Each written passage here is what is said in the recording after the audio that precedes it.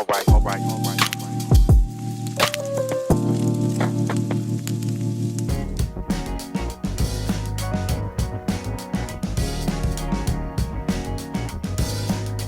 think probably the most important pivotal moment is the toss of a coin.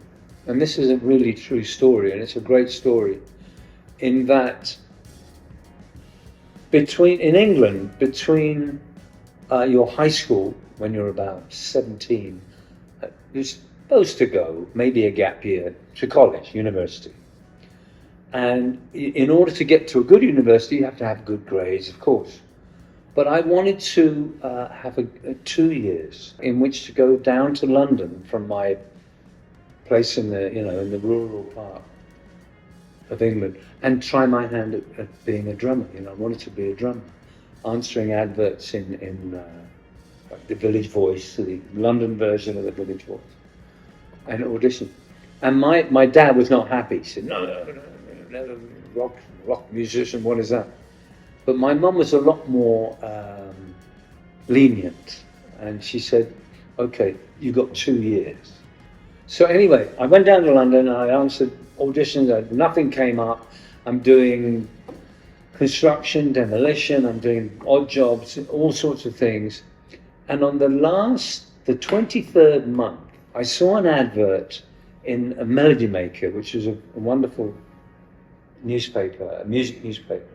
And it said, playing tonight, Black Cat Bones in Battersea, which is a suburb of London. I thought, wow, what a great name. And the only trouble is, where I was and where they were playing was like going from Battery Park to way up in the Bronx. A huge, long journey by subway. And I tossed a coin, literally tossed a coin. And it came down heads, which was, me going to this club. So I went, and I walked in, and this band, they were pretty good, not great, but the guitarist was fantastic, little guy. And during their break, he came to the bar, and I said, hey man, can I buy you a drink? He said, yeah. I said, you played great, man, you were really wonderful, but your drummer's shit. It's true, he was. I'm not telling tales out of school, he really wasn't very good. And Paul Kossoff, who this guy was, said, well, tonight is his last night, and we're auditioning for drummers tomorrow, if you want to come. I said, really, in this place? So I had to go all the way home, and then the next one come all the way back, and I auditioned and I got the job. And I joined Black Cat Bones for about 6 months, and then Paul Kossoff said, I know this great singer, Paul Rogers, who wants to leave his band and form a band with me.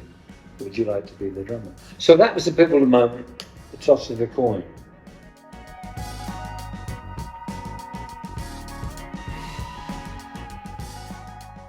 Drums. I mean, what I'm known for is being a drummer. So that would be my primary instrument. And I've been playing drums since I was 13. But because I grew up in a very, very remote part of England, we had no drums, so I pots and pans and sticks cut from a hedge and really very basic, primitive stuff. But then there's an interesting story. I got a little drum kit for my birthday. I was about 14, and I'm bashing away. And the only other instrument that's more horrific to listen to as a beginner would be a violin. But drums is pretty awful when you don't know how to play it. So my neighbours can play. We lived in a row house, and they're always banging on the door and turn that bloody music down. So we had to go to court, family court, and the judge was an old guy, and he said, young man, this is my ruling. I'll never forget it. My ruling. You can play for 30 minutes a night, only after you've done your homework.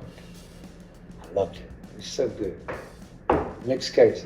So that was the ruling. So I'm playing away, mindful of the volume, and then Dad would come and say, Simon, 30 minutes. And in the corner of my bedroom, my brother had left a little guitar because he was in the army. And he came back on leave, and he brought this guitar, and he left it in the corner, and it was electric. There was no amp, there was no chord or anything, so it was like tick, tick, tick. There was no sound to it. But because I was like, don't stop me playing, I picked up the guitar and played along to some Beatles records and learned guitar. So I've been playing guitar as long as I've been playing drums. So that would be my secondary instrument. And piano I picked up a little later.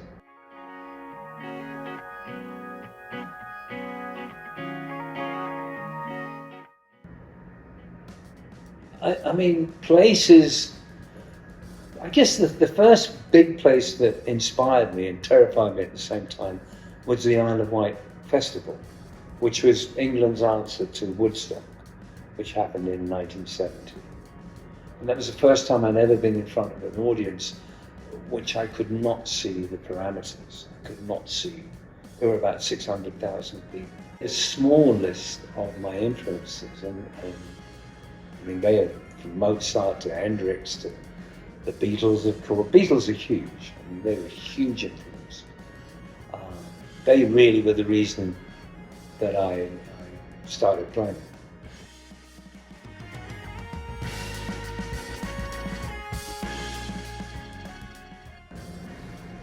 What I'm really working towards now is film scoring. I really want to get into that, and I'm taking the course now, and it's so difficult because I don't read music. And Ringo said, "Oh, no, I don't read music either." Paul doesn't read music, and he's written 1,000 songs. But when it comes to film scoring, it does help. It really does help. So honestly, Hadar, that's my number one goal right now. Is I've done my touring and I've done my recording. I've had a great run, but I would really like to get into film scoring.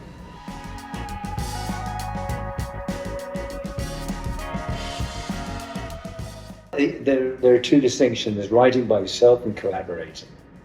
And writing by oneself, it's a double-edged sword, because when you write by yourself, you can get inspired, but it's that old saying, what is it, 10% inspiration, 90% perspiration, writing by yourself. Because even though I've written many songs, inspiration doesn't happen.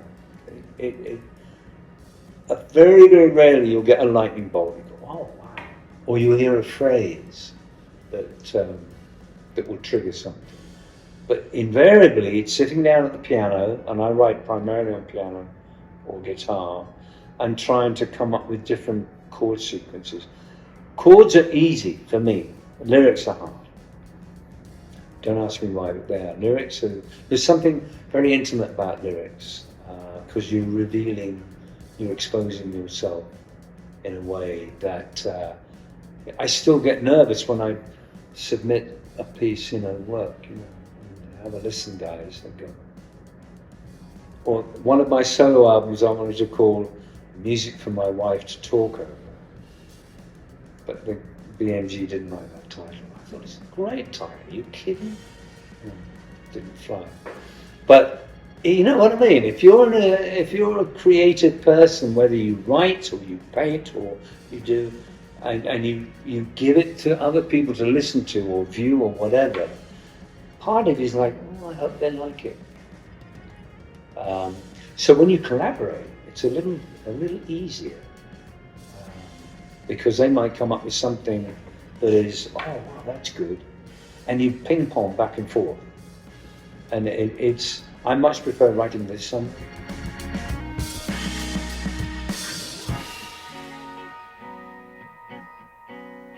It's something I wish I could have stuck to when I was younger, but don't do drugs, honestly. I mean, I went down that path, fucked me up terribly for years and years. I mean, you can say, oh, be on time and be in tune, respect love your neighbour. No, the bottom line is, especially in this day and age, everyone's different. A lot of people don't have the addictive gene. People can have a drink and just leave it. A lot of people don't. They are touched with it. But honestly, I would say, don't do drugs. It's a waste of time.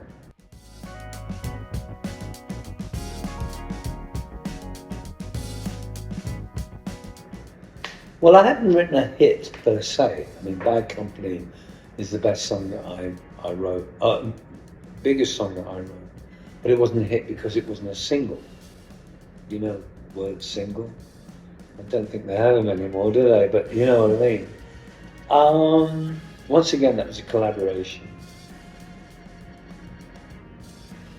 The best song, or one of my favourite songs, is on a solo album. And there are two songs that were very close to me. One was called Maria from my wife, and I've always, ever since I heard Yesterday by the Beatles, I wanted a string quartet on a song that I wrote. And I managed to get this string quartet to play on this song. And the other one was called Into the Light, which was my struggles with addiction. And we got a gospel choir from this Chicago church. Oh my God, Ava.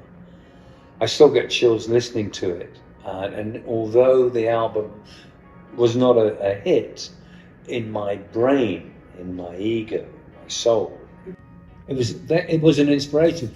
But the fact that it was born out of my addiction, it was one of the most expensive songs I ever wrote, because I went through several rehabs, and this song was born out of that. Come into the light being sobriety.